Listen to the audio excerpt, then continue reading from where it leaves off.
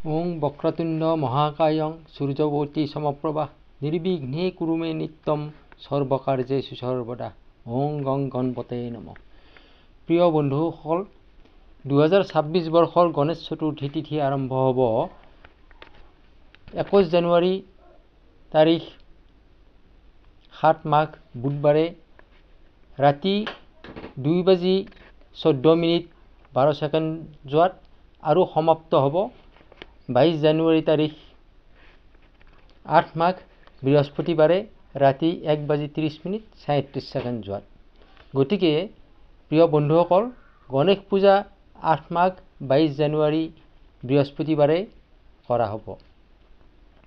প্ৰিয় বন্ধুসকল, মাঘ মাহ হৈছে ধৰ্মীয় দিশৰ পৰা অতি পবিত্ৰ মাহ বুলি গণ্য কৰা হয়।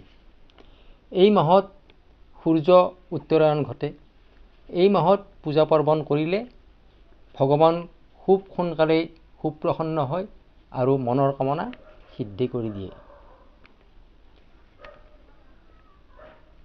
চতুৰ্থী তিথি হৈছে গণেশৰ অতি প্ৰিয় তিথি। সেয়েহে এই তিথিত যদি গণেশ পূজা কৰা হয় তেনেহ'লে ভগৱান গণেশ বাবাই মনৰ সকলো দুখ দুৰ্গতি নাশ কৰি মনৰ কামনা সিদ্ধি কৰি দিয়ে। সেইদিনা অৰ্থাৎ গণেশ পূজাৰ দিনা আপুনি ঘৰলৈ কোনো পুৰোহিত এজন মাতি আনি পূজা পাৰ্বণ কৰিব পাৰে, অথবা আপুনি নিজেও কিছু নীতি নিয়ম কৰি প্ৰভু গণেশক প্ৰাৰ্থনা কৰিব পাৰে। ৰাতিপুৱা স্নান কৰি শুদ্ধ বস্ত্ৰ পৰিধান কৰি ল'ব।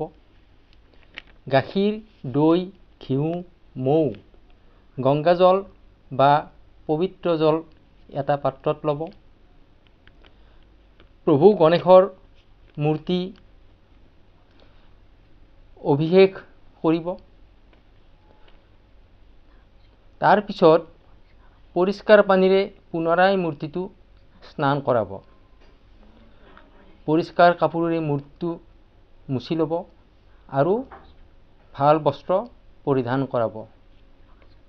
ৰঙা চন্দন অথবা সিন্দুৰ অৰ্পণ কৰিব।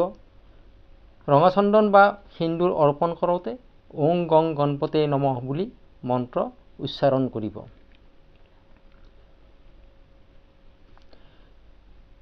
তাৰ পিছত মূৰ্তিটো ভালদৰে স্থাপন কৰিব।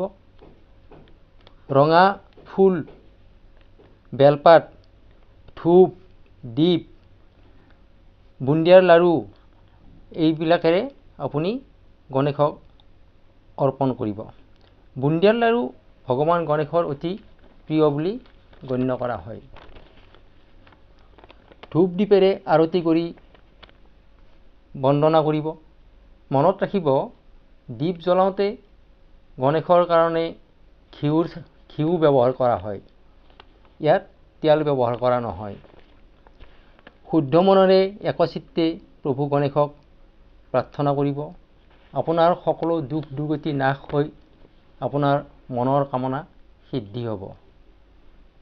প্ৰিয় বন্ধুসকল, এই ভিডিঅ'টো আপুনি আনলৈকেও শ্বেয়াৰ কৰিব যাতে সকলোৱে একেলগে উপকৃত হ'ব পাৰে।